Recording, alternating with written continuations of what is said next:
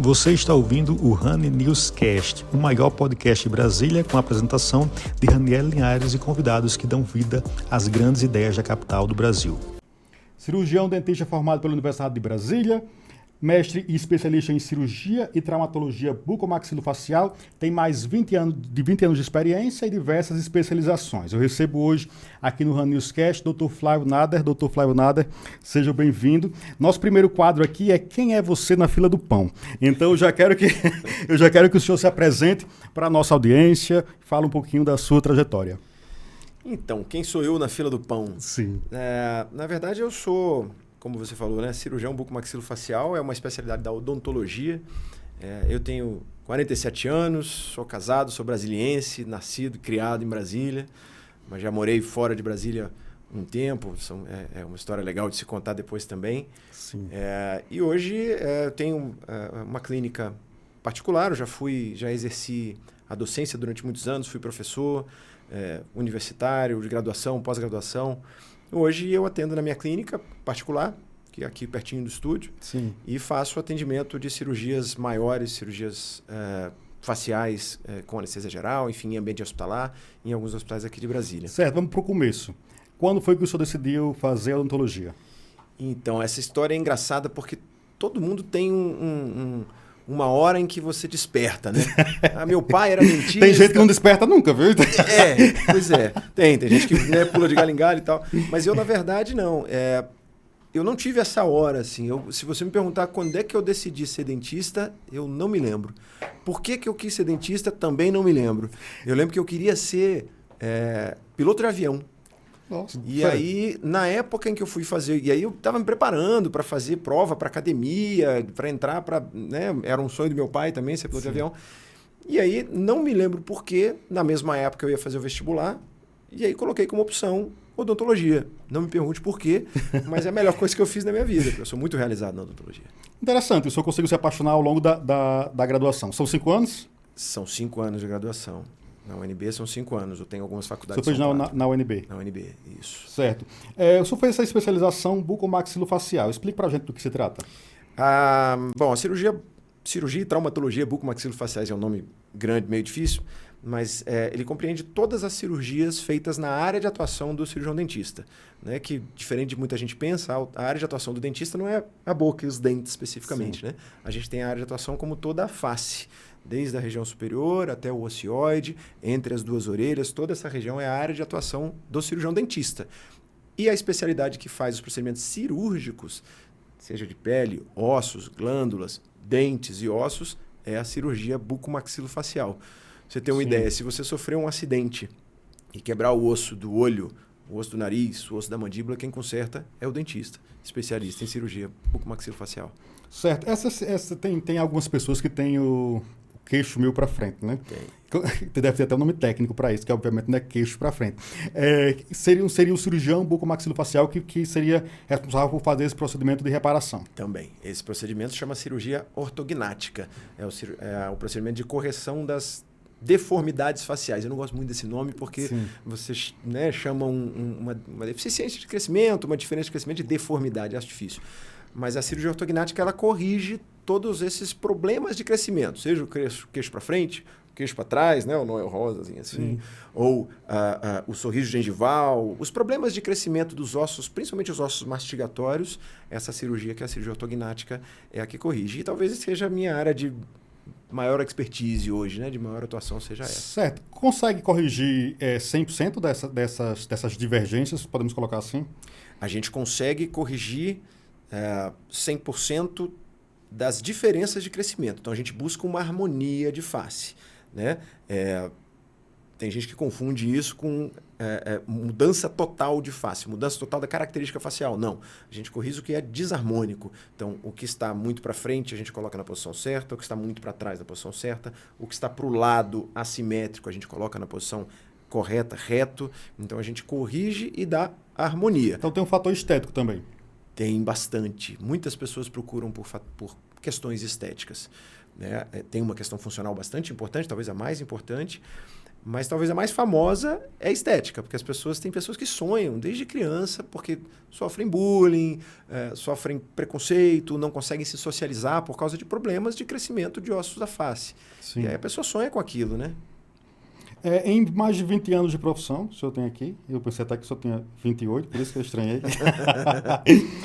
O que foi que o senhor mais mudou de quando o senhor começou a atuar 20 anos atrás para hoje? Nós estávamos conversando aqui em off, que inclusive até nas qualificações do Dr. Flávio, ele é um dos colunistas do nosso site, do portal Honey News, tem a coluna dele toda quinta-feira, inclusive os vídeos dele estão incríveis.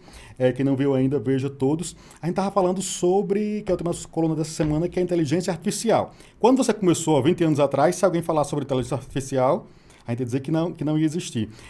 De lá para cá, o que mudou nesses 20 anos? E o que mudou, inclusive, na odontologia? Nossa, mudou demais. Assim, mudou demais porque eu vim de uma época em que tudo era manual, né? Os planejamentos eram manuais. Por exemplo, a cirurgia ortognática que a gente estava falando. A gente precisa fazer um planejamento anterior à cirurgia e fazer uma espécie de cirurgia anterior, num modelo. Antes, essa cirurgia, para eu posicionar os ossos, era num modelo de gesso. Então, eu fazia aqueles moldes, fazia um modelo de gesso, serrava isso num laboratório, era uma sujeira danada. Nossa. Os planejamentos eram feitos com papel manteiga. Então, era uma coisa muito manual. E na época, cara, eu acostumei a fazer trabalhos de faculdade em transparência, né? Sim. Não sei se você pegou essa época aí. Eu não tenho 28 Transparência anos. ainda não. Transparência. Reto projetor a gente não tinha, ninguém tinha isso aí. Então, e hoje não. Hoje a era da tecnologia computadorizada, ela assumiu quase que totalmente. Isso é um desafio para quem é, por incrível que pareça como eu, um pouco mais antigo, porque eu precisei absorver isso e com certeza tem essa galera que está nova, os meninos mais novos aí da cirurgia já nasceram nessa tecnologia. Inteligência artificial, que hoje já começa a ser realidade da odontologia, né? Na coluna dessa semana eu falei um pouquinho disso. Para mim ainda é um desafio muito grande eu conseguir me encaixar dentro dessa filosofia. Eu ainda tenho estava falando para você antes, resistência? Né? Eu ainda tenho uma resistência porque eu tenho uma confiança muito grande na capacidade do meu trabalho manual, do meu julgamento. Então é difícil a gente confiar isso a uma outra coisa, mas é um desafio. Estamos no processo. Estamos em processo, exatamente. Qual o papel da disciplina e da rotina no processo de formação de um profissional? Falando um pouco sobre essa formação, do que mudou lá, de como foi a formação do senhor, o que mudou em relação aos profissionais que estão se formando hoje. Além desse novo arcabouço tecnológico, digamos assim. Então, aí uma Inclusive, parte... esse é um tema que o senhor domina, porque o senhor foi professor também, né? Ah, sim, sim. E é uma parte que, na minha visão, vem piorando com o passar do tempo. Porque o cirurgião, ele é um profissional extremamente técnico. A gente tem, claro, né, a parte de conhecimento teórico que é gigantesca, as horas e horas de estudo, mas o cirurgião precisa ser treinado tecnicamente para executar manobras minuciosas, manobras de precisão, enfim. E essa parte do treinamento técnico, ela vem ficando cada vez um pouco mais de lado, né? Sendo substituída por modelos artificiais, modelos virtuais. Né? Existe um nível de acessibilidade razoável quando você está fazendo grande até, o senhor pode falar melhor do que eu, quando está operando a face, né? Sim, completamente. Né? A sensibilidade à tomada de decisão na hora, ela é única. Né? Então, ela é individual e o cirurgião precisa ter essa sensibilidade de uma forma muito rápida. Mas isso vem de treinamento, isso vem de experiência clínica, isso vem de muitos e muitos anos de treinamento técnico. Isso em modelos, isso em pacientes, isso com experiência clínica, auxiliando, acompanhando. Cara, quantos estágios eu fiz na vida acompanhando diversos profissionais? Isso vem se perdendo um pouquinho, porque hoje você tem ferramentas virtuais e tecnologias que, entre aspas, fornecem isso para o aluno, né? E o aluno vem confiando demais nisso aí. Isso talvez tenha causado um pouco de prejuízo na qualidade dos profissionais atualmente. Sim, tem também... eu não sei se a odontologia é permitido fazer à distância? Permite uma parte dela. Na época da pandemia, inclusive, houve uma aprovação do MEC meio que em cima da hora, assim, de 40% dos currículos das matrizes curriculares de todos os cursos, inclusive da odontologia, seriam obrigatórios para ser feito na modalidade EAD. Isso já caiu, isso já diminuiu, porque realmente o resultado disso foi catastrófico. Imagina. Porque disciplinas que você precisava do acompanhamento técnico do aluno, você tinha isso à distância e não há como negar que o treinamento técnico precisa ser acompanhado para você saber realmente que aquele teu aluno está desenvolvendo a curva de aprendizado correta. E aí o resultado não foi muito legal, isso voltou atrás, né? Hoje, graças a Deus, a gente precisa acompanhar os alunos mais de perto. Né? Certo. Arthur, coloque aí por trás a imagem, por favor. Mais um quadro nosso aqui. A gente está falando sobre formação. A gente vai ao ar no nosso canal no YouTube, em todas as nossas redes sociais, mas também vamos no Spotify. Então, eu quero que o senhor descreva aí para quem está só nos ouvindo o que é essa foto, o que ela significa para o senhor. Então, essa é a foto do dia da minha formatura. A minha turma toda de beca, né? A beca de colação de grau. Foi um dia feliz. Foi um dia de realização, né? De alívio. A gente estava na inauguração do Centro Comunitário da UNB, isso aí foi em 2002. Éramos 16 formandos da minha turma e acho que tínhamos mais 2 de outras turmas que formaram junto com a gente. E essa foto representa, obviamente, simbolicamente, muito para mim, porque a odontologia, ela deu tudo que eu tenho hoje, que eu consegui na minha vida, foi devido à odontologia. É uma profissão que eu amo, que eu sou extremamente realizado. A minha família, tudo que eu consegui dentro foi devido à odontologia. Então, esse dia é realmente muito representativo para mim, como profissional e como pessoa, sem dúvida nenhuma. Apesar de eu não gostar muito do meu cavanhaque que eu tinha na época, que são coisas que a gente faz quando é mais novo, né? Esse comentário do senhor talvez seja até uma crítica ao me lembra muito o nosso técnico aqui. É uma crítica, inclusive, bem relevante. O senhor fala desse processo de formação. Tem alguém que lhe inspirava durante a formação ou durante algum professor, algum nome que você lembre de cabeça, assim? Tem alguns nomes, especialmente acho que 3 nomes principais foram muito importantes na desenvolvimento da minha carreira. Eu, quando estava no segundo semestre de odontologia, não sei, vou contar uma historinha aqui também, como é que eu entrei na especialidade. Na verdade, no primeiro semestre eu fui tirar meus sisos. Meu pai me levou no dentista do convênio, que era do Banco Central, e a cirurgia foi horrível. 3h30 de cirurgia, cara, nossa, horroroso. Eu lembro que a dentista na época, inclusive, quebrou um instrumento, deixou dentro da minha mandíbula, tá aqui até hoje, a ponta do instrumento. Nossa Eu voltei para casa de ônibus, aí inchou pra caramba, aquilo ali ficou enorme e tal. Eu falei, cara, e eu era calouro da UNB. Eu falei, eu vou ter que... Não é possível que esse negócio seja assim. Tem que ter uma forma... Que seja tão ruim assim, né? Tem uma forma melhor de fazer. A gente sabe as histórias da odontologia, né? De tirar siso, arcaicas e aquela coisa toda. Eu falei, não é possível que eu vou estar numa profissão em que eu vou fazer as coisas desse jeito. E aí eu fiquei com aquilo na cabeça. Coincidentemente, no semestre seguinte, eu fui convidado por um grande amigo meu, que é cirurgião bucomaxilofacial. Na época, ele estava no final da faculdade. E estava saindo da faculdade e entrando na residência de cirurgia bucomaxilofacial e me convidou para estagiar na clínica onde ele trabalhava. Dr. Antônio Carlos Quintão Medeiros, grande amigo, grande cirurgião e a primeira referência que eu tive em cirurgia. Hoje nós operamos juntos.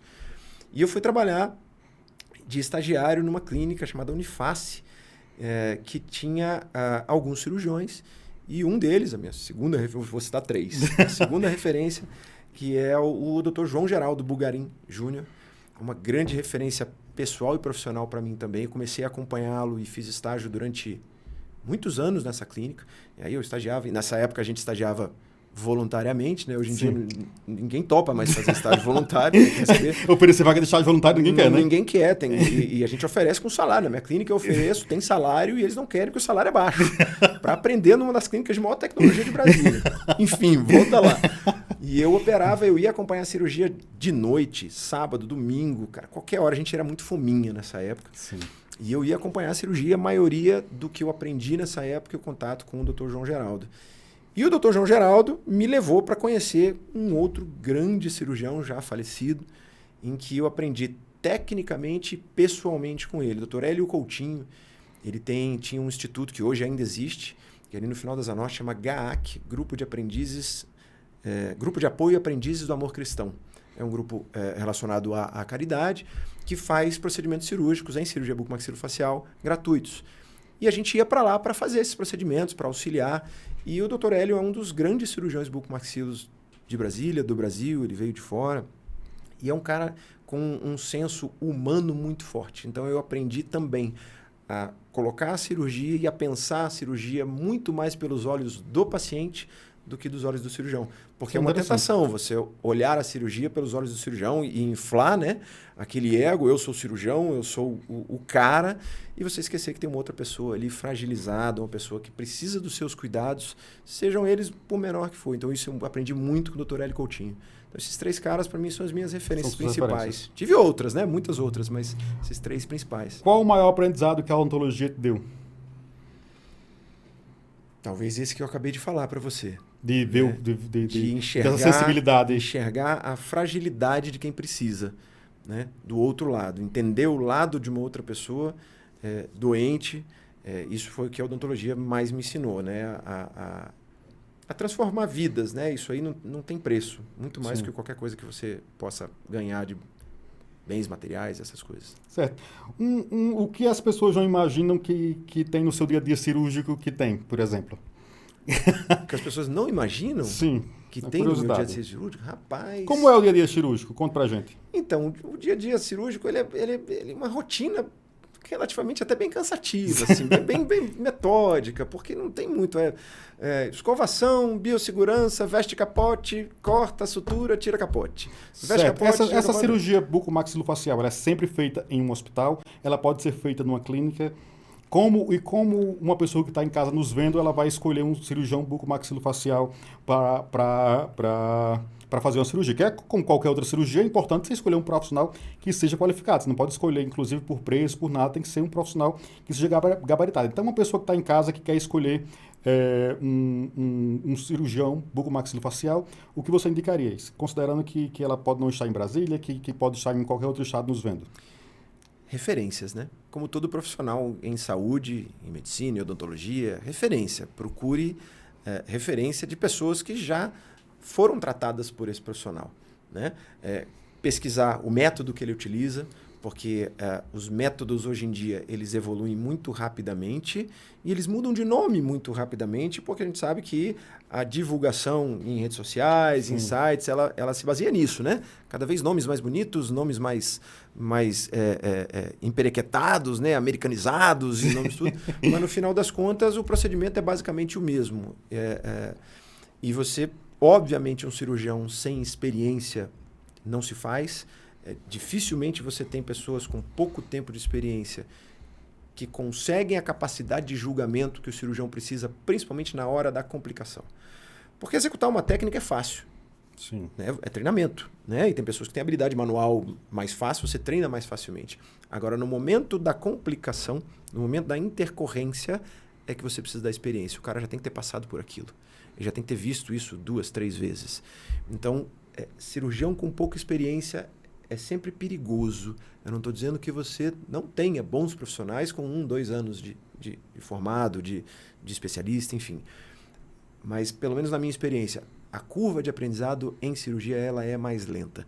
Ela precisa de tempo para você passar pelas experiências 1, 2, 3, 4, 5, 10 vezes para você saber na hora, porque cirurgia não tem tempo de pensamento. Sim. Não tem assim, que nem a gente estava hoje aqui no começo. Falei uma coisa aqui, não, vamos gravar de novo. Sim. Cirurgia não tem gravar de novo. Cortou errado, já era. Está cortado. Né? Qualquer problema que você tiver precisa ser resolvido na hora e dependendo do problema que você causar, ele não tem resolução. Ele tem sequela. Então, a noção, o bom senso na hora de fazer o procedimento, e isso vem de bagagem, isso vem de tempo. Então, hoje eu sinto que eu estou 10% da curva de aprendizado que é necessário para você ser o cara. Você está sendo humilde. Vamos lá. Me diga o que é que pode acontecer de intercorrências numa cirurgia ortognática, que chama essa do queixo que a gente estava falando, né? Tá. A cirurgia ortognática é relativamente uma cirurgia com baixo grau de complicações. Sério? Porque não é todo cirurgião que se aventura a fazer. É um procedimento complexo. Como eu falei para você antes, ele precisa de uma curva de aprendizado grande. Tem muitos cursos no Brasil que não dão esse preparo. Então, o aluno sai... É uma especialização, não é isso? Então, não necessariamente. Em tese, não. Porque, legalmente, o cirurgião dentista pode fazer qualquer procedimento que está no rol de procedimentos da odontologia. Então, ele se formou dentista, legalmente ele pode fazer uma cirurgia ortognática. Se ele faz a especialização em cirurgia e traumatologia bucomaxilofacial, que tem vários procedimentos, em tese ele pode fazer. Mas ele não é treinado a fazer. Então, salvo alguns, vamos falar, aventureiros, né, que saem sem o preparo e já fazem, a maioria dos cirurgiões tem esse bom senso de, olha, cara, isso não é para mim ainda. Então vai buscar cursos, os fellowships que a gente conversou antes, que são cursos de acompanhamento, onde você acompanha uma equipe durante muito tempo, uma equipe de referência. Depois você opera junto com outros profissionais para poder fazer, até você entender que aquela curva de aprendizado te permite operar sozinho. E aí você começa isso. Então é um procedimento mais complexo dentro da cirurgia bucomaxilofacial. Então a cirurgia ortognática, a maioria dos profissionais que fazem já tem uma certa experiência. Tá? Não quer dizer que não possa dar um BO, mas a maioria que faz tem uma certa experiência. Então é um procedimento que tem baixa quantidade de complicações. Considerando que você vai fazer com um profissional que tem a experiência para fazer. Mas existe. As complicações são, cara, você pode ter sangramentos importantes, você pode ter infecções pós-operatórias, você pode ter mau posicionamento ósseo, você pode ter pseudoartroses, que quando eu movimento o osso, a gente movimenta o osso, a mandíbula, por exemplo, é grande. Aí eu movimentar ela para trás, eu solto as partes, né, da mandíbula, movimento ela para trás, eu diminuo ela de tamanho e eu fixo essa mandíbula com placas e parafusos. Mais ou menos como se fixa fraturas de perna, de braço e tal. Só que são mini placas, mini parafusos. Aí eu preciso que esse osso solidifique, solde, né, um no outro, para que eu não precise mais dessas placas e parafusos. Dependendo do movimento, dependendo da recuperação do paciente no pós-operatório, existe o risco, talvez as complicações mais chatas de serem tratadas, de esse osso não se solidificar. E aí acontece essa pseudoartrose, onde a gente tem que reoperar esse paciente. Nossa senhora. É chato. Já tive casos, só não tem complicações quem não opera. Sim. O cirurgião que diz que nunca teve uma complicação na vida, ele está mentindo, ou então ele não opera. Sim. É porque básico. são muitas variáveis e é sempre uma cirurgia sempre diferente da outra, né? Exatamente. Uma sempre diferente da outra e, como você falou, tem muitas variáveis. O tamanho do movimento, a capacidade e força de mastigação, a força muscular do paciente, a qualidade do material que é envolvido. Essa cirurgia é feita com anestesia geral. Anestesia geral, isso. Aí tem a qualidade do material que é colocado, e isso aí é um assunto complicado, porque envolve plano de saúde. Cirurgia ortognática, toda cirurgia que você vai usar um material de fixação, você precisa pedir para o plano de saúde do paciente para que ele autorize e pague, né? Essa cirurgia é coberta pelos planos de saúde. Né? E aí a história do plano de saúde é complicado. É complicadíssimo, porque aí envolve um processo licitatório, e aí tudo que tem licitação, amigo... Já sabe que é bronca. Já sabe que é bronca. Então é o mais barato, o cara vai tirar daqui, vai tirar um pouquinho, no final das contas o paciente. Então o cirurgião tem que brigar para ter o melhor, e o plano de saúde vai brigar para ter o mais barato. Então ainda tem esse fator de que o material, eventualmente, pode não ser o melhor que pode ser ter sido A gente utilizado. consegue dizer qual o valor de uma cirurgia ortognática? Repita, por favor. Vamos aprender a falar agora corretamente. É ortognática? Isso. Estou falando certo. Tá falando certíssimo. Assustei sem nada. Então, é ortognática. A gente consegue dizer, em média, qual seria o valor desse, considerando que seria 100% particular? 100% particular. Vai variar bastante da quantidade de procedimentos. Veja bem, a cirurgia ortognática ela pode ser feita em 1, 2 ou 3 ossos. Maxila, mandíbula e mento, ou os 3. Vamos supor que você vai precisar operar os 3. Que é a maioria dos casos, tá? A maioria dos casos, o paciente tem defeito nos 3 ossos. É para dar uma harmonizada também, né? Isso. Então ele vai... Cara, se ele for pagar tudo particular, ele vai pagar de material, às vezes de 50 até 110 mil reais só de material. Nada brincadeira com a gente. Vai pagar... Como é que o brasileiro médio faz essa cirurgia? Mas não faz porque o plano de saúde cobre. Sim, entendi. Né? Então, totalmente particular, dificilmente Ou seja, faz. então, o brasileiro médio que não tem um plano de saúde, não tem coisa, ele não faz. Ele recorre ao SUS. O SUS tem... Sim, o SUS faz essa cirurgia? Faz. A fila é razoável, Interessante né? essa informação. No hospital de base faz cirurgia. Seria como se fosse uma cirurgia letiva? É uma cirurgia eletiva, Sim. Mas ela é coberta e ela está incluída no rol de procedimentos obrigatórios da ANS. Então, sim, o SUS oferece essa cirurgia, claro que a fila é um pouquinho certo, maiorzinha, como é falando na linguagem da realidade, uma pessoa consegue operar assim normalmente pelo SUS? Como é que funciona o SUS nesses casos? Que a gente sabe que para muitos casos, aqui no DF principalmente, a gente tem um problema sério com os serviços de saúde, né? Quando fala em saúde pública. Como é no caso da... Tem que conhecer alguém lá dentro. Tem... Vamos ser sinceros, não é pra gente ser sincero? Então, assim, já que é pra ser sincero... Ou você conhece um cirurgião, eu tenho pacientes que vêm no meu consultório, por exemplo, com um problema em que, cara, eu conheço a pessoa que trabalha lá no base, é um amigo meu, eu ligo, olha, tá indo tal paciente, aí dá uma atenção para ele, ver se você consegue encaixar na fila.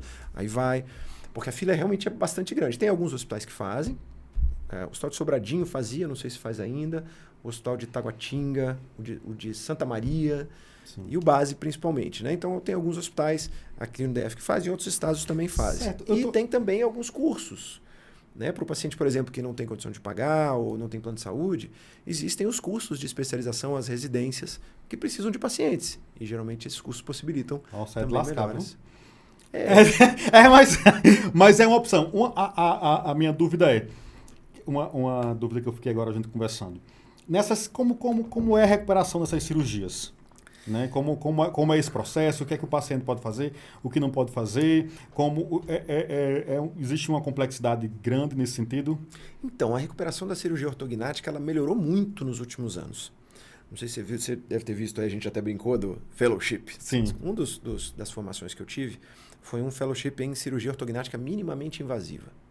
São cirurgias com cortes menores, muito pouco descolamento, para poder fazer os movimentos que a gente precisa. A cirurgia ortognática, antigamente, quando eu comecei a fazer, era uma cirurgia que o paciente precisava fazer e ele inchava muito, ele tinha que ficar com a boca amarrada durante 40 dias depois, sem poder abrir a boca. Isso no começo. Calma aí, já melhorou. Eu tô sofrendo só de pensar. Então, era um processo muito demorado de recuperação. Hoje em dia, esse processo melhorou demais. Esses pacientes, por causa desse tipo de cirurgia minimamente invasiva, a gente consegue, por exemplo, o paciente retornar às atividades cotidianas habituais e trabalhar, sair com os amigos, fazer alguma coisa ali com 10 dias, Nossa. 15 dias de cirurgia, já está tranquilo, volta para o trabalho. Dificilmente eu dou um atestado para esse tipo de cirurgia com mais de 15 dias. Dificilmente. Nossa, que interessante. Dificilmente. O paciente incha muito menos. A gente tem hoje métodos de fisioterapia imediatos, no pós-operatório imediato, a hiloterapia, que é uma máquina que passa uma água gelada no rosto, é uma máscara que o paciente coloca, e o paciente incha muito pouco. Tenho casos que a gente mostra no meu Instagram, tem alguns casos que dá para ver, que com 3 dias o paciente está praticamente nada inchado. E aí isso melhora muito a recuperação. Não precisa mais ficar com a boca amarrada, o paciente sai abrindo e fechando. Como seria essa amarrada, tu Flávio? É porque esses pacientes, muitas vezes, eles precisam muitas vezes não, a maioria das vezes eles precisam fazer um preparo ortodôntico. Ele bota um aparelho ortodôntico, aquele aparelho para movimentar os dentes, para fazer um preparo para, quando eu faço a cirurgia, eu encaixar perfeitamente os dentes. O paciente, às vezes, tem aquela mordida cruzada, né? Sim. E aí, quando a gente faz a cirurgia, os dentes têm que se encaixar perfeitamente. Então, ele está de aparelho. E aí, na cirurgia da forma antiga, né? Esse aparelho tem uns ganchinhos que a gente colocava elásticos. Ou, às vezes, já vi algum. E o paciente fica com a boca fechada. Nossa. Tem alguns casos de trauma que precisa acontecer isso. Hoje em dia, isso não é mais necessário. O paciente sai de boca aberta, sai tranquilo. O único, vamos dizer, o mais chato da recuperação da cirurgia ortognática é a restrição alimentar. Né? Da mesma forma que você vai fazer, se você fizer uma cirurgia na perna, você não vai poder fazer exercício físico, corrida durante alguns meses. Sim. A mesma coisa, você faz uma cirurgia na boca, você corta os ossos da mastigação, você vai precisar ter uma restrição alimentar, quer dizer, a alimentação vai precisar começar líquida, depois pastosa, depois amassadinha, depois bem cozida, para voltar para os alimentos sólidos em torno de 45 dias após a cirurgia. Então ele fica um tempo com uma restrição alimentar. A galera de vez em quando gosta porque emagrece um pouquinho, né? Fica num perfil emagrece não ficar tomando sorvete milkshake, né? Não precisa tomar sorvete milkshake. Na minha equipe, por exemplo, eu tenho o auxílio de uma nutricionista que acompanha todos os meus pacientes. Interessante. E aí a gente prepara uma equipe dieta, multidisciplinar? Né? Multidisciplinar. Na minha equipe a gente tem 3 cirurgiões, eu e mais 2 cirurgiões, 2 enfermeiras, uma nutricionista, fisioterapeutas que participam de tudo. Além do ortodontista, que faz o preparo, né, e toda a equipe da minha clínica. Mas na equipe cirúrgica, a gente tem todos esses profissionais. A nutricionista para cuidar do acompanhamento nutricional, tanto antes, o paciente muitas vezes precisa suplementar alguma coisa, porque a recuperação pós-cirúrgica depende do seu metabolismo, depende de algumas taxas, vitamina D, vitamina B, tem algumas taxas que precisam estar altas para potencializar a recuperação. Depois tem toda a dieta que o paciente vai seguir, porque você imagina só, não dá para ficar comendo só sorvete, purê de batata, caldinho de feijão. o paciente vai ficar desnutrido. Ele precisa estar super nutrido para combater de forma eficiente todo aquele BO que eu fiz lá na cirurgia. Então, esse acompanhamento nutricional, a prescrição da dieta e acompanhamento da dieta é importantíssimo, e só o profissional nutricionista que faz isso aí bem feito, né? Depois da cirurgia, logo após, no imediato e até, vamos botar aí, às vezes 3, 4 meses depois da cirurgia, o acompanhamento da fisioterapia é importantíssimo. A recuperação é cada vez mais rápida por causa da fisioterapia. A gente permite cada vez mais coisas cada vez mais rápidas por causa da fisioterapia. E às vezes a gente precisa de um auxílio da fonoaudiologia e da psicologia também. A psicologia entra em todas, né? A psicologia, você não vai acreditar. É porque tem pessoas que mudam tanto a face que a pessoa tem uma dificuldade depois de se reconhecer. Nossa Senhora. E aí, por mais que a mudança seja boa, eu estou com uma paciente agora recente disso, super gente boa, aí ela fala, doutor, eu adorei, mas eu olho no espelho e não parece eu.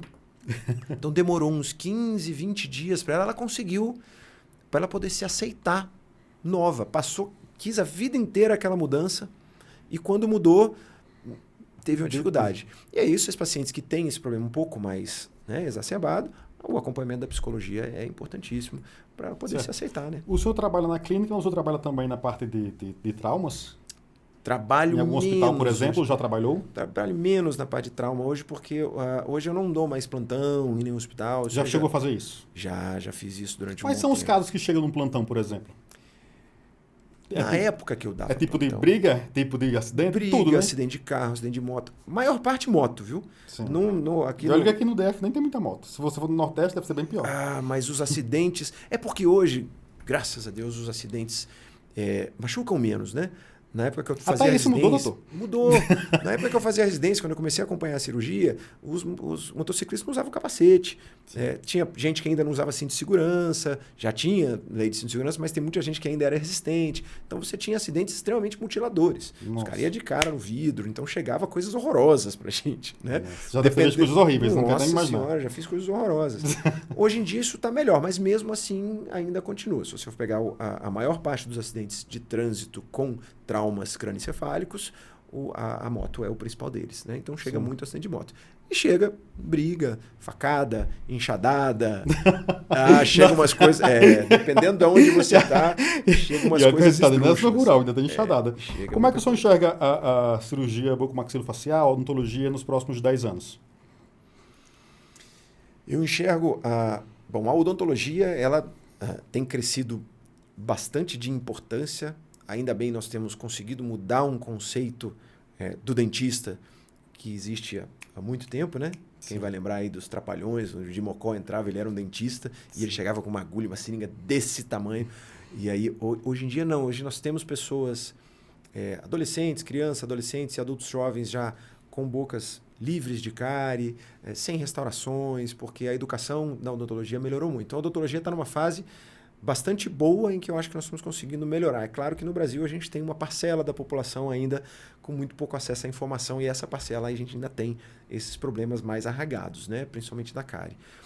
A cirurgia bucomaxilofacial está passando também por uma transformação, que é a migração com a quantidade de profissionais que tem. Hoje em dia temos muitos cursos de formação, antes era muito menos.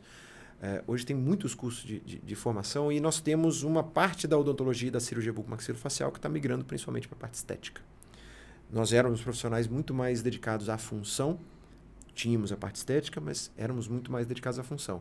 Hoje, com a harmonização orofacial, né, a ROF, que o pessoal chama, as cirurgias estético-faciais têm ocupado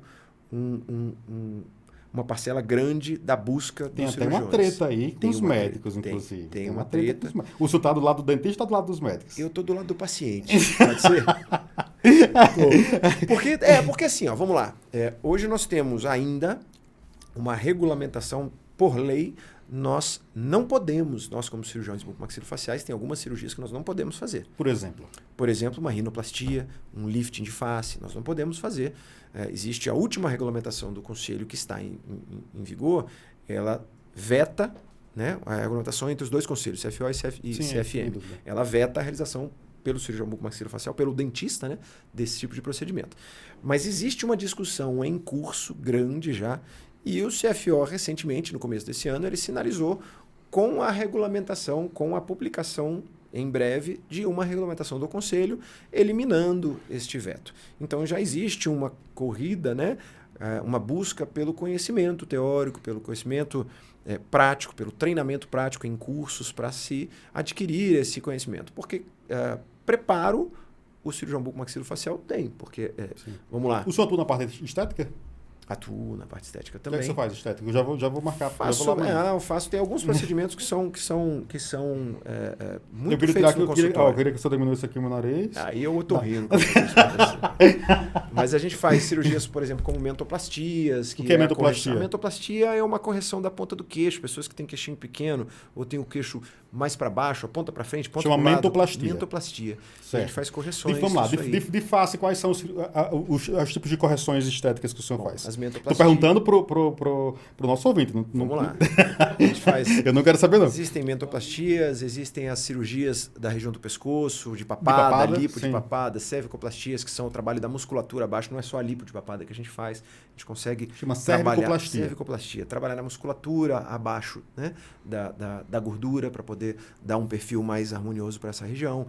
As próteses faciais, então pessoas que não têm maçã do rosto, a gente consegue fazer tanto preenchimento... Prótese com o quê? Prótese são implantes faciais. Sim.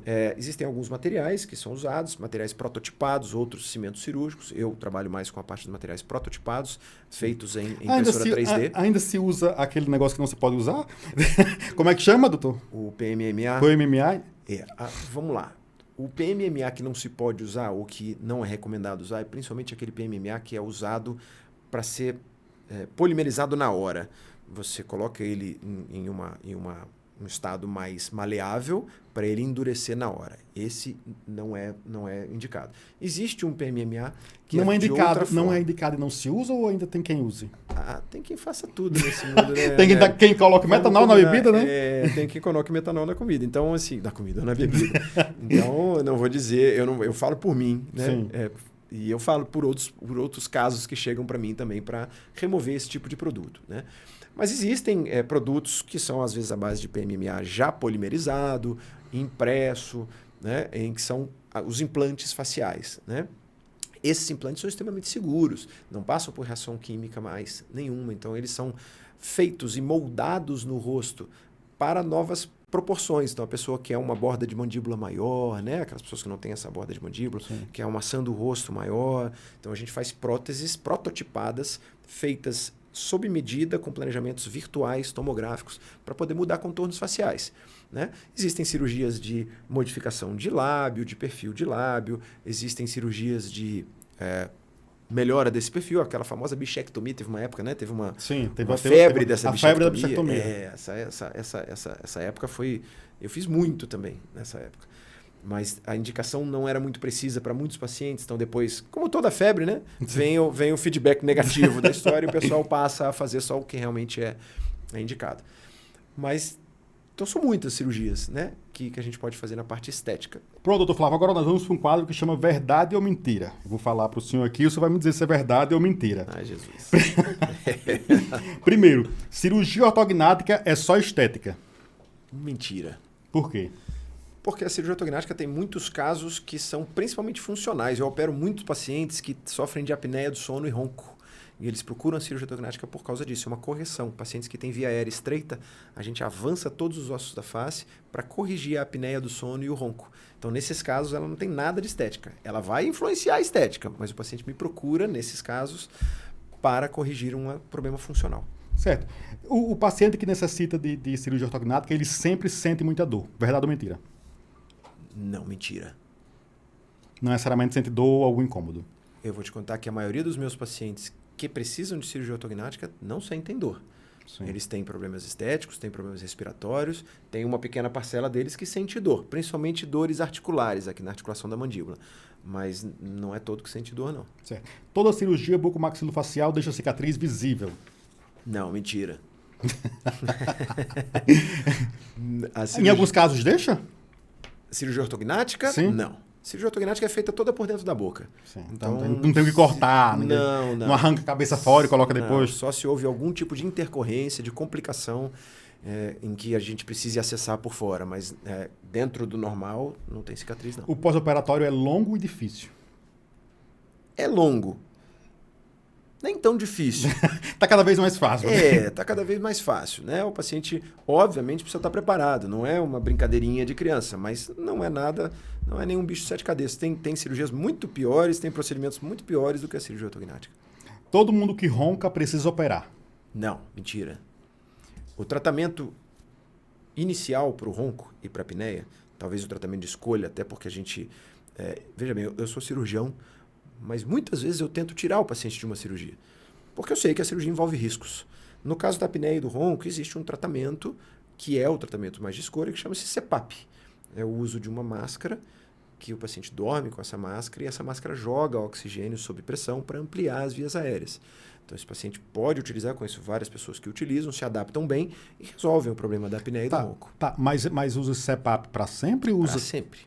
Né? Quando você se adapta a isso, usa para sempre. Mas eu tenho muitos pacientes que não se adaptam ao CPAP, e aí sim a cirurgia ortognática é a resolução para esses pacientes. Ou para os que não querem usar também. Né? Mas não é a única opção. Necessariamente a cirurgia, um parêntese aqui, um amigo meu está perguntando. Uhum. O Arthur aqui, ele manda pergunta aqui no WhatsApp. Necessariamente quem ronca ou tem apneia do sono, se não quer usar o CPAP, uma cirurgia ortognática seria indicada ou é cada caso que teria que ser investigado, digamos assim? Ah, sim. Quando não quer usar o CPAP, a cirurgia ortognática é indicada sim. O importante é que o tratamento é necessário. Tem muita gente que... as pessoas tendem a minimizar muito esses problemas, né? Principalmente o ronco. Sim. As pessoas minimizam, fazem piada, né? Com o cara que ronca e tudo. Só que o ronco aliado à apneia, o ronco normalmente vem aliado a qualquer nível de apneia, ele traz complicações cardiovasculares importantes, riscos cardiovasculares importantes. O ronco e a apneia são associados ao risco de desenvolvimento de infarto agudo do miocárdio, hipertensão, arritmias, AVC, o acidente vascular cerebral. A apneia também do sono também está relacionado ao desenvolvimento de doenças degenerativas como Alzheimer, Parkinson. Então, o tratamento para isso é necessário. Não dá para você deixar de lado. Pô, aquele cara ronca pra caramba, tem 20 e poucos anos, é magro e ronca pra caramba, parece um trator. Esse cara precisa se tratar porque isso pode gerar problemas sérios para a saúde dele a longo prazo. Certo, você falou o ronco, ele tem uma ligação direta com a obesidade, né? Uma coisa que eu queria lembrar também, eu queria que o senhor traduzisse aí a apneia para quem não sabe o que é a apneia. A apneia, ela é o fechamento das vias aéreas durante o sono. Porque, vamos lá, como é que é o ronco e a apneia, o que são os dois? Por algum motivo, seja ele por obesidade, excesso de gordura na região do pescoço, flacidez muscular ou posição, a retroposição, né? Posição para trás, o crescimento pequeno dos ossos da face e a língua assume uma posição muito posterior. Quando o paciente está dormindo, a língua vai mais para posterior e quando o ar passa na região das cordas vocais e da língua, ele causa uma vibração, que é o ronco. E alguns, quando isso tem um pouco mais de importância, esse ronco ou essa vibração evolui para uma obliteração, um fechamento da via aérea. Então o paciente para de respirar à noite. Aí, quem já viu aí uma pessoa com apneia, ela dá umas engasgadas. E aí acorda geralmente com susto. Então o paciente tem vários despertares durante a noite. Então ele acorda 10, 15, 20, 30, 40 vezes por hora. Né? Ele não lembra disso, que são pequenos despertares. O problema é que isso vai influenciar toda aquela parte cardiovascular que eu falei e vai influenciar também o rendimento durante o dia. Esse paciente tem sonolência, porque ele não dorme direito, ele não chega a atingir uma quantidade de sono profundo, que é o sono REM, adequada para ele conseguir descansar e o organismo dele conseguir executar algumas atividades que são importantíssimas, que são executadas durante esse sono. Então, esse cara não rende durante o dia, ele tem sonolência, ele tem problemas de concentração. Então, tudo isso influencia por causa dessa apneia, que é essa interrupção da respiração. Como é o nome daquele exame que você faz, inclusive no hospital? Para detectar a apneia? Para detectar a apneia? Chama-se polissonografia. Polissonografia. Isso. Esse exame normalmente ele é realizado em clínicas do sono e tem algumas clínicas que realizam esse exame em casa. Sim. Que é mais legal, porque... eu fiz em casa. Cara, muito melhor. Porque quando você vai na clínica, o cara não é essa cama, você já não dorme legal, aí você pode ter um mascaramento do resultado, né? Você pode ter um nível de apneia maior do que você realmente teria se fosse realizado na sua casa. Certo. Eu achei muito interessante. Até dei uma parada aqui no nosso Verdade ou Mentira. Essa questão do... Estratégia minha para poder mudar de assunto. Ainda vou voltar aqui na parte pior. Como a pessoa que está em casa vai saber, inclusive quem está dormindo com a pessoa que ronca, se esse ronco está dentro de um estágio normal ou se está dentro de uma coisa que já teria que cuidar? Porque o que o senhor falou aí, que tanto o ronco como a apneia causam problemas muito sérios, né? Isso. Então, como identificar que não, esse ronco é só porque eu casei errado mesmo, ou esse ronco é um problema que eu resolvo com a separação, ou é o médico? Quando é o juiz de paz e quando é o médico? Não. Se você ama a pessoa, você não vai resolver com a separação, você vai, né, indicar. O doutor Flávio pode tratar você. Brincadeira. O ronco é sempre patológico. O ronco não é fisiológico. Tá roncando. Não é uma característica da pessoa, não. Não é uma característica. O ronco, ele é uma alteração do sono. Então, ele pode e precisa ser tratado.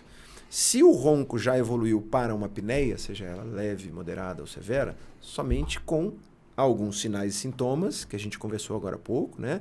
Sonolência diurna, falta de concentração, hipertensão, né? Esse tipo de coisa são dicas que podem dizer que o paciente não está respirando bem à noite. Mas é muito engraçado, tem muitos pacientes que falam para mim, doutor, mas eu durmo bem, respiro muito bem. E aí depois do exame, da polissonografia, a gente percebe que o paciente tem um nível já moderado ou severo de apneia, ele faz o tratamento, faz a cirurgia ortognática, olha para mim e fala, doutor, eu não sabia que eu não respirava. Loucura. Tem pacientes meus que se engasgam com ar depois. Tamanha era a apneia, tamanha era o espaço reduzido para passar o ar. Depois ele ainda tem que aprender a respirar. Porque ele nasceu assim. Tem muitos pacientes que são estreitados, a via aérea é estreitada, porque ele tem um crescimento deficiente dos ossos da face.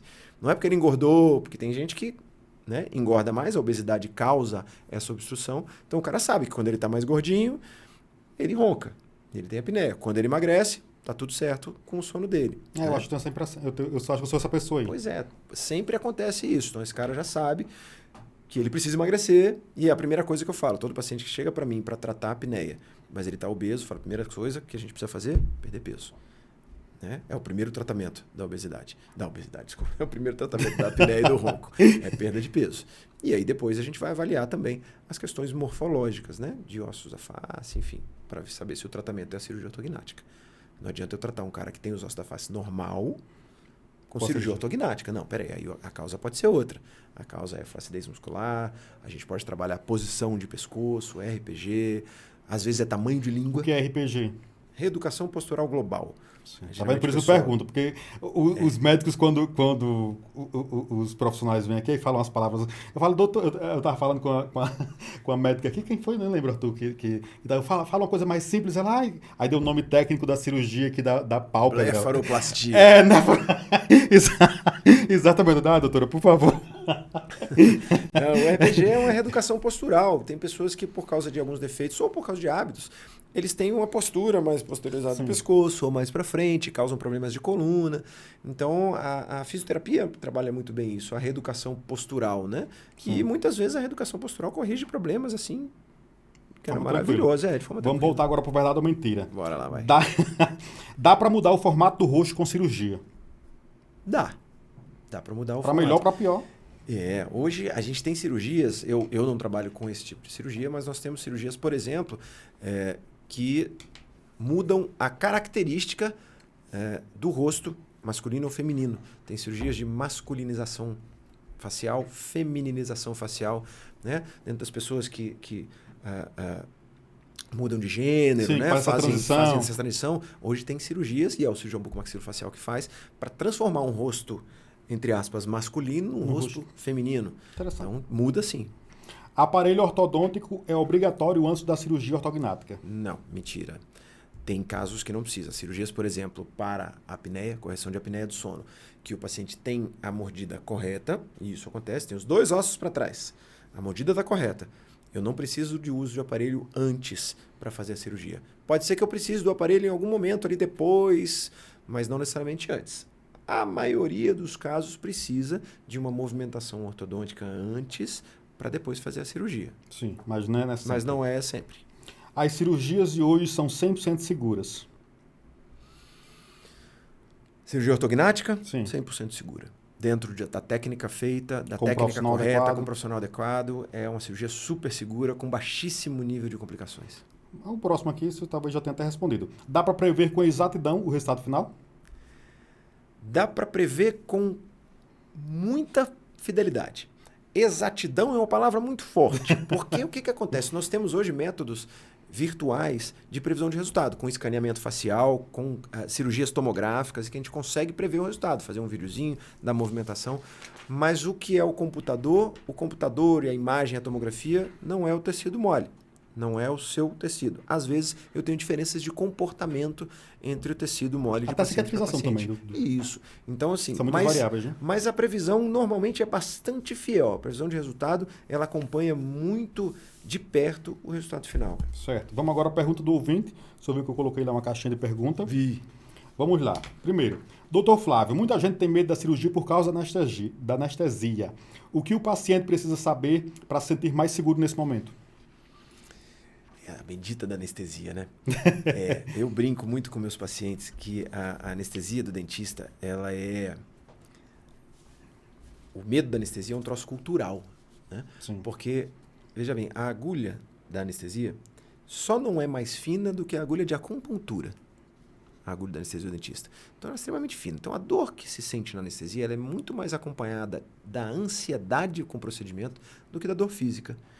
Então, eu vou dizer para o paciente que vai se submeter a uma anestesia local de dentista, o segredo é a calma. O segredo é o relaxamento.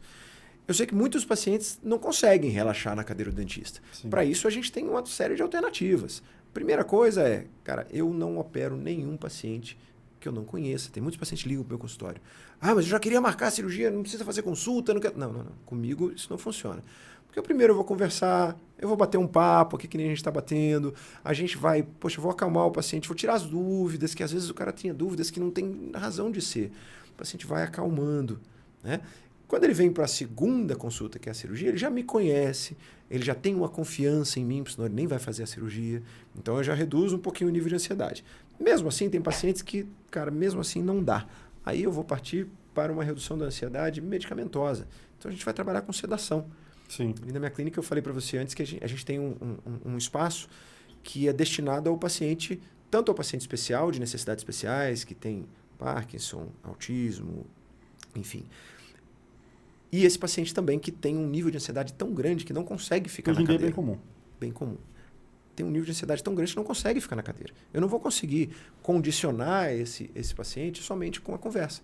Então a gente faz com a sedação. Você já fez endoscopia alguma vez? Ainda não, tô até que fazer agora. Nunca fez, pois é. Mas para quem já fez endoscopia, sabe que na endoscopia o médico vai lá, pega uma veia, coloca um remedinho, o paciente dorme, acorda, acabou o procedimento. E a gente consegue fazer isso também na odontologia. A odontologia ainda usa muito pouco isso. Sim. Né? Tem procedimentos que são chatos, porque não é só por causa da anestesia. Cara, tem barulho, tem manipulação. Não é legal fazer com o paciente assim. Sim. Aí a gente recorre para fazer com o paciente sedado, dormiu, apagou, a hora que acordou, acabou.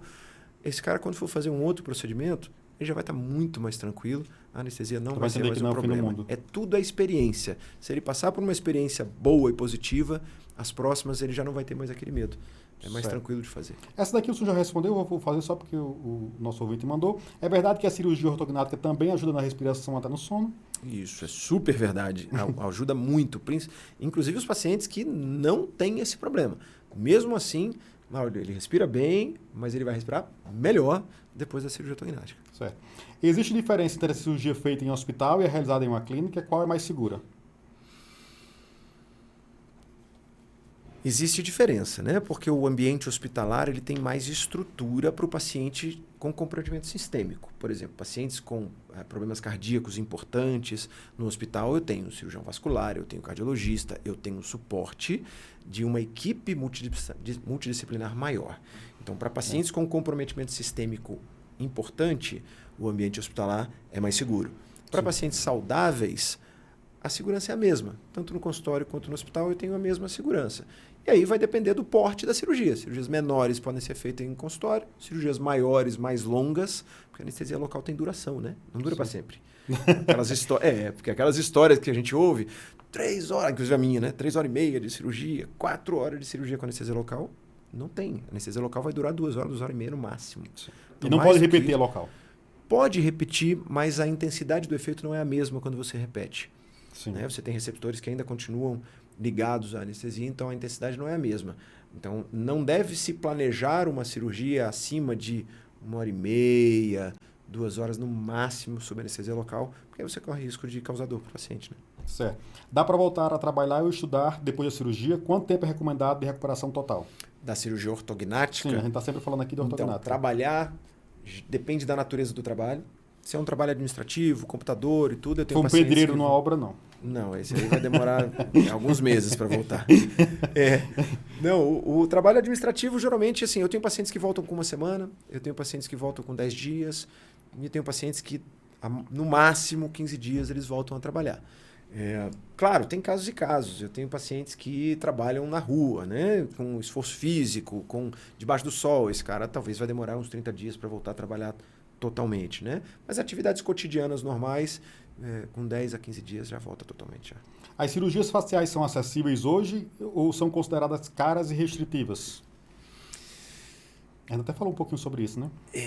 A gente falou sobre isso. As cirurgias faciais, dependendo da cirurgia, muitas delas, como a ortognática, são cobertas, a grande parte, pelo plano de saúde. Sim. Então, existem ferramentas que o cirurgião pode lançar mão para justificar para o plano de saúde que aquele paciente precisa.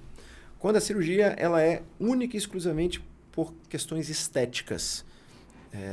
Aí o plano não cobre, não. Aí o plano não cobre. O plano hoje em dia não está querendo cobrir nem quando é para salvar a vida? Exatamente. Aí o plano não cobre. Aí o paciente precisa, né, buscar um profissional que tenha. Já está muito mais acessível isso aí, sem dúvida nenhuma. Todos melhorou nesse aspecto. Melhorou.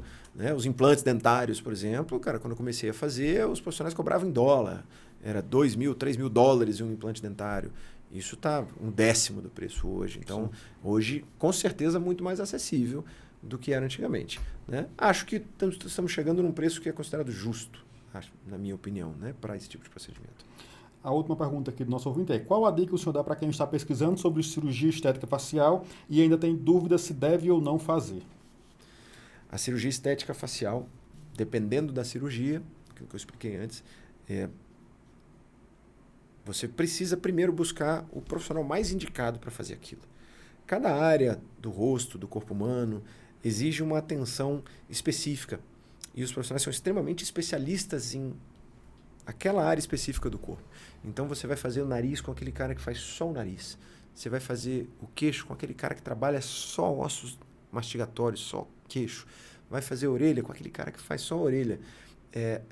A cirurgia, a medicina de uma maneira geral, a odontologia está muito evoluída e as áreas estão ficando menores porque a profundidade de cada área daquela está muito grande. Sim. E o cara não consegue fazer tudo. Sim. Não dá para aquele cara que faz cirurgia plástica de face, mama, glúteo. Cara, alguma coisa ele está deixando. Né? É claro que eu não estou eliminando totalmente a possibilidade desse cara conseguir fazer bem tudo. Sim. Então, é buscar o profissional que tenha experiência específica naquela área que você precisa. Eu preciso mudar a minha face, eu preciso mudar o contorno dos meus ossos mastigatórios, dos meus ossos da face. O cirurgião bucomaxilo é o principal profissional. Eu preciso mudar, fazer uma rinoplastia. Cara, o otorrino é o cara que trabalha isso, o cirurgião que trabalha só o nariz. Então, se você procurar o profissional certo, específico para aquela área, você não vai ter erro. Né? Eu acho que é por aí. A parte estética é a especialização. Quanto mais experiência o profissional tem naquela área específica, mais é a chance que você tem de não ter problema. Certo. Para finalizar, vamos entrar no nosso último bloco agora. Eu queria que o senhor falasse um pouquinho sobre, como se você estivesse na escolinha agora, quais os cuidados normais, que o senhor também é especialista em patologias bucais. Sim. Então, para evitar essas patologias, para evitar esses problemas. Então, as lesões de boca, né? E aí nós vamos falar de uma série nós temos vários tipos de lesões de boca. Né? Desde as lesões infecciosas, desde as lesões infectocontagiosas e as lesões neoplásicas, ou as lesões tumorais, que a gente chama os tumores. Né? Então, para cada uma dessa característica de lesões, você tem uma série de ações preventivas. Né? As lesões infecciosas, por exemplo, são causadas por infecções. E dentro da boca, as infecções começam principalmente com a cárie, com o tártaro. Aí você tem todas as medidas de prevenção que todos nós já conhecemos, né? Sim. Escova, né? Higiene dental, fio dental, escova de dente, antissépticos bucais, visita ao dentista regular de 6 em 6 meses. Todo mundo pensa, cara, eu tenho que ir por 6 em 6 meses. Por que eu tenho que ir no dentista de 6 em 6 meses? A gente precisa, obviamente, existem certas estruturas que se aderem ao dente que não são passíveis de serem removidas com a escova. O dentista vai fazer aquela velha e conhecida limpeza para remover tudo isso aí. E existe um controle que o dentista pode fazer. O dentista ele é treinado a reconhecer as suas estruturas morfológicas, a sua gengiva, a sua mucosa, a sua pele, a reconhecer o normal e a reconhecer o anormal. Então, se eu tiver que falar, dentre tudo isso, lesões infecciosas, infecto-contagiosas, tumores benignos, tumores malignos, todas começam de alguma forma. E você tem que conhecer o seu corpo, né? Tem uma coluna que eu fiz, inclusive, sobre isso. Você precisa conhecer o seu corpo, olhar para dentro da sua boca, olhar para fora e saber aonde você tem uma manchinha que sempre teve, aonde você tem uma característica específica que é só sua. E o seu dentista, se você visita o seu dentista de 6 em 6 meses, preferencialmente o mesmo profissional, porque ele precisa de um histórico, precisa de acompanhar, ele também conhece a você. E ele vai saber reconhecer qualquer alteração. Frente a qualquer alteração pequena que seja, né, a gente tem a oportunidade de cura de um problema, né, no início. Aí você não tem problema, você não leva a sequelas, você não leva a grandes cirurgias ou a grandes tratamentos. Então a gente vai falar de tratamentos de lesões infecciosas pequenas, onde começa com uma simples cárie, um problema de canal que é fácil de tratar, até lesões infecciosas grandes que têm destruições ósseas. Nossa, e aí são cirurgias grandes que levam a problemas. Quais são as patologias depois. mais comuns que chegam no seu consultório? Sem dúvida, as patologias relacionadas a infecções dentárias, né? Cistos, problemas de perdas ósseas grandes, né? Relacionadas a problemas dentários. Existem também neoplasias ou tumores, né? Crescimentos originários também de tecidos dentários que são relativamente comuns. Sério?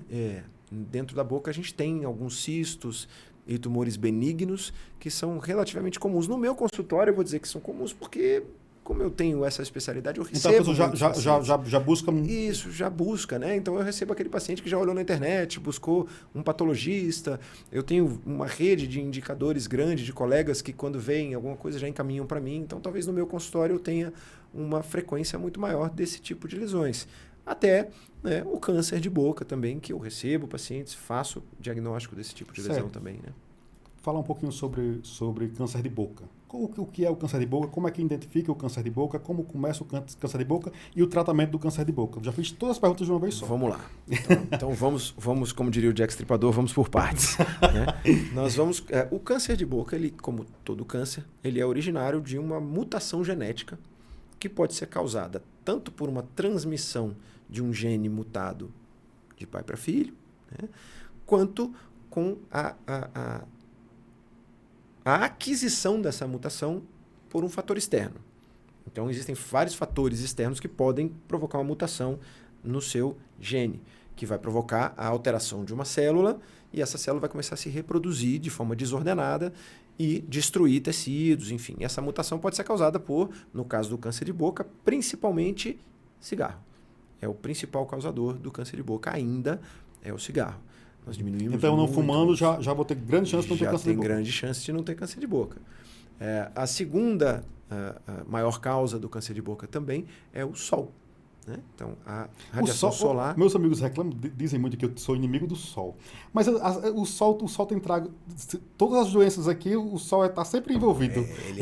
Ele é um vilão, porque a radiação ultravioleta, principalmente nos níveis que nós temos hoje, né, de destruição de camada de ozônio, nós não temos a proteção atmosférica que a gente tinha antes, nós temos uma radiação ultravioleta batendo direto, incidindo sem proteção. Então, e a gente não usa, quem é acostumado a usar filtro solar todo dia aí? Não, a gente usa quando vai pra praia, né?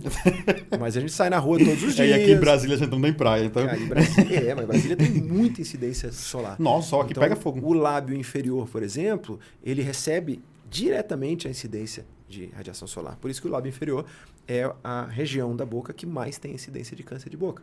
É o lábio inferior. Né? Então, nesses casos, a gente precisa proteger. Então, cara, protetor solar no lábio. Certo. Né? Doutor, como é que identifica um câncer de boca? O câncer de boca, ele aparece principalmente como pequenas não, depende, começa, né? Como pequenas feridas que não cicatrizam e não doem. Então, é um alerta.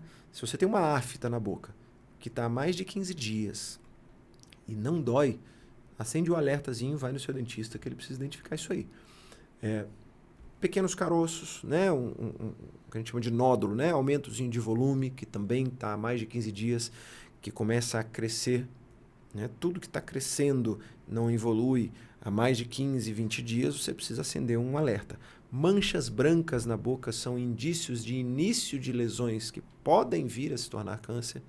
Essas manchas brancas podem ser no lábio, podem ser na mucosa aqui da bochecha por dentro, podem ser na língua, né? Manchas avermelhadas, normalmente em um ponto específico. O câncer não é normal, não é comum ele aparecer em várias regiões ao mesmo tempo. Certo. O processo de identificação, né? Porque muitos cânceres, você deixa para... Existem casos que a pessoa identifica já num nível muito grave. Uhum. É comum, com relação ao câncer de boca, mais comum você identificar no começo?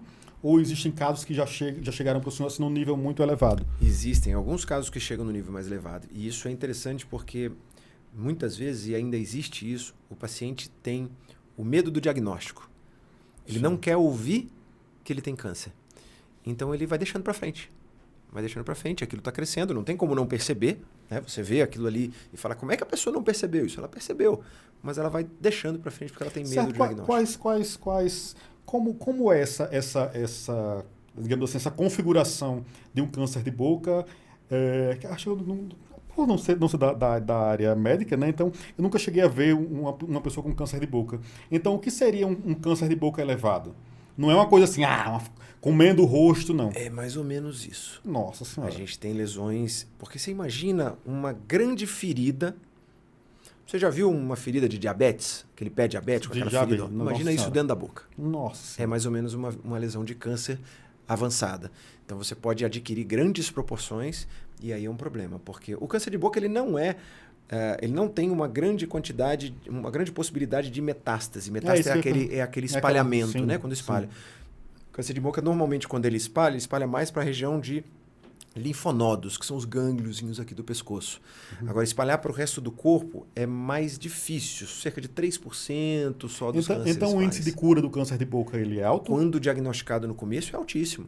Sim. Porque aí a cirurgia ela é corretiva. O problema é, quando a lesão é grande, toda cirurgia de câncer, eu preciso remover a lesão com margem de segurança. Quer dizer, eu vou tirar uma grande quantidade de tecido sadio ao redor. Então, você imagina, se a lesão já é grande e eu tenho que tirar mais ainda, a cirurgia é muito mutiladora.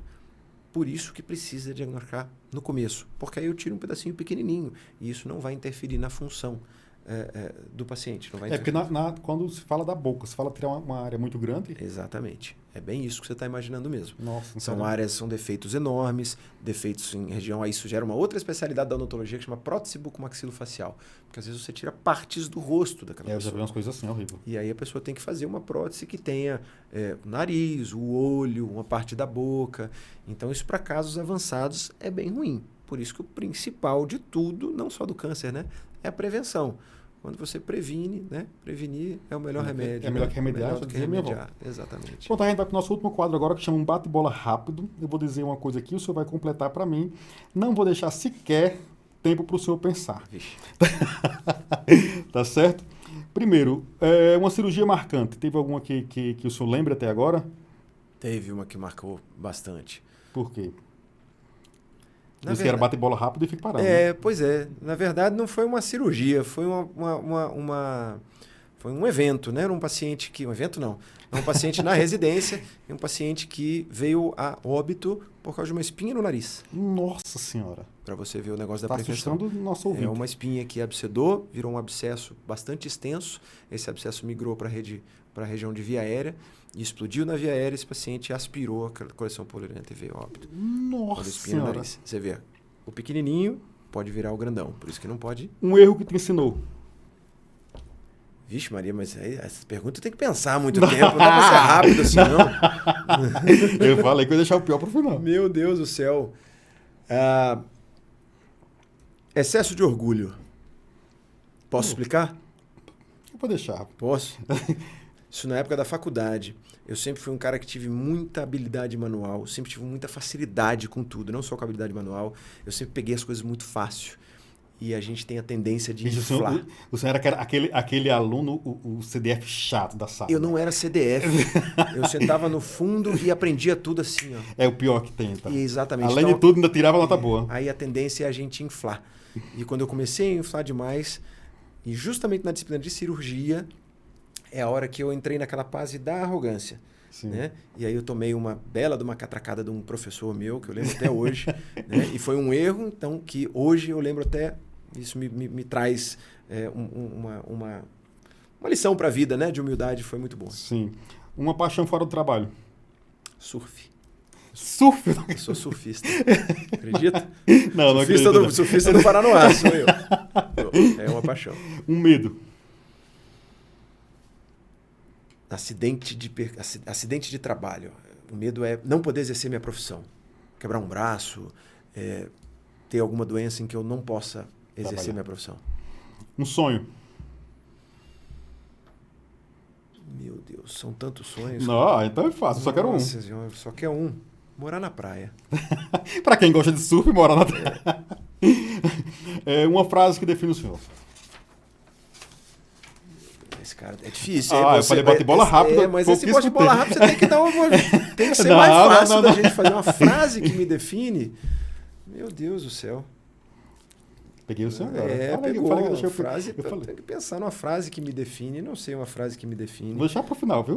Deixa pro final. Um momento difícil.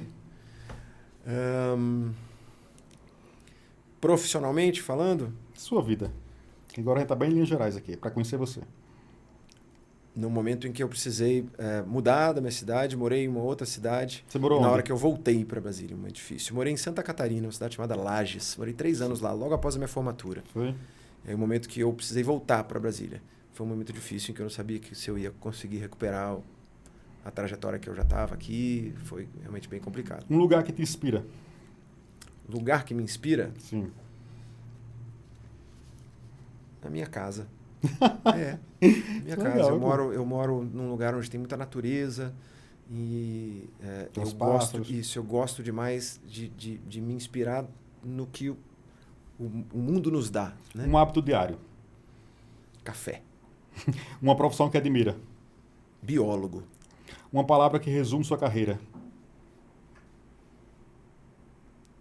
Perfeccionismo. Uma vitória recente? Consegui ver a aurora boreal. Uma lição que a vida te deu? Humildade. Ser humilde. O que é sucesso para você? Sucesso, para mim, é ter pessoas que nos amam do nosso lado, ter a quem nós amarmos e fazer o que se ama. Então, o amor cerca tudo. Para mim, isso é sucesso. Um arrependimento? Acho que não tenho arrependimentos, cara. Um desejo para o futuro? Desejo para o futuro? Sim. Pode ser o mesmo morar na praia? Não, brincadeira. Desejo para o futuro é conseguir transmitir aquilo que eu consegui na minha vida, né, para as pessoas que trabalham hoje junto comigo. Eu tenho uma clínica que tem outros dentistas que estão começando, para que eu possa passar o bastão, sabe? Profissionalmente, para que eu possa passar o bastão e que alguém continue aí essa parte que eu me orgulho tanto de ter construído. Certo. Para finalizar, as 3 últimas. O que o Dr. Flávio nunca faria? O que eu nunca faria? Eu nunca faria algo somente por dinheiro. O que o Dr. Flávio sempre faz? O que eu sempre faço? Trabalho. Em uma palavra, quem é Dr. Flávio? Uma palavra só. Uma palavra só? Meu Deus do céu. Essa é a última, viu? Uma palavra Se não só. disser a palavra... Tá bom. Uma palavra só, quem é o Dr. Flávio? Se não falar, eu vou ligar para sua esposa. A minha esposa vai falar chato. Eu vou falar exigente. Certo. Dr. Flávio, queria agradecer o senhor por ter aceito o convite para vir aqui no nosso podcast.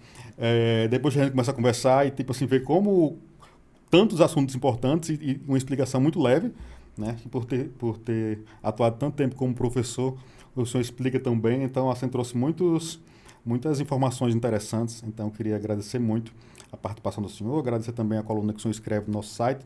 Então, toda quinta-feira tem coluna do Dr. Flávio em vídeo no portal Honey News, no nosso YouTube, em todas as nossas plataformas. E agora o nosso último quadro chama Venda Seu Peixe. Agora o senhor pode olhar para essa câmera. É a oportunidade aí do senhor deixar seu Instagram, falar das clínicas do senhor e ficar à vontade para falar o que o senhor achar interessante. Tá bom? Joia. Eu que agradeço primeiro, né, a oportunidade de estar aqui conversando contigo. É bem legal, eu gosto muito de bater papo com as pessoas para explicar um pouco mais da minha profissão, que é relativamente desconhecida, né, ou pouco conhecida no mercado. Agradecer o espaço na coluna, eu gosto muito de escrever, eu gosto muito de falar. Então, depois que eu saí da docência, talvez a primeira hora que eu estou conseguindo me expressar um pouco mais com liberdade seja aqui com vocês. Eu agradeço bastante a oportunidade, né? E para quem está vendo aí, né, para quem está nos vendo, pode me seguir nas redes sociais, né? O meu Instagram é @FlávioNader. Eu tenho também um canal no YouTube que está bem no comecinho, né?